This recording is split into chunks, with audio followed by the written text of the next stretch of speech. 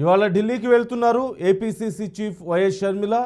AICC నేతలతో భేటీ కాబోతున్నారు. ఈ భేటీ నేపథ్యంలో ఏపీ కాంగ్రెస్ లిస్ట్ ఫైనల్ చేసే అవకాశం ఉన్నట్లుగా తెలుస్తోంది. ఇప్పటికే అసెంబ్లీ పార్లమెంట్ జాబితాలను అధిష్టానానికి పంపించారు ఏపీసీసీ. 2 రోజుల్లో అభ్యర్థుల జాబితాపై అధికారిక ప్రకటన వచ్చే అవకాశం ఉన్నట్లుగా కూడా తెలుస్తోంది.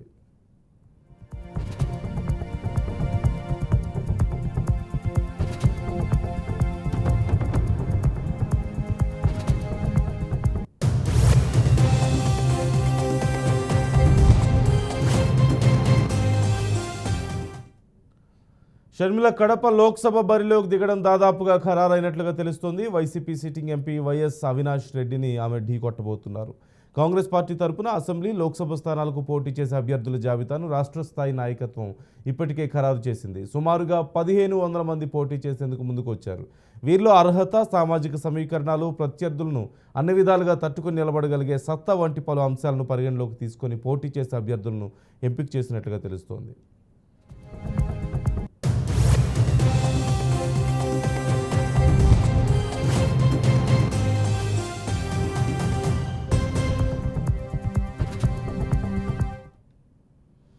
ఆయా అభ్యర్థుల జాబితాలను నియోజకవర్గాల వారీగా సిద్ధం చేసి ఏఐసీసీకి పంపారు.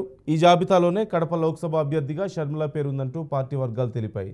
కాగా కాంగ్రెస్ రాష్ట్ర అభ్యర్థుల జాబితాను 1-2 రోజుల్లో అధికారికంగా ప్రకటించే వీలుందంటూ పీసీసీ వర్గాలు వెల్లడించాయి.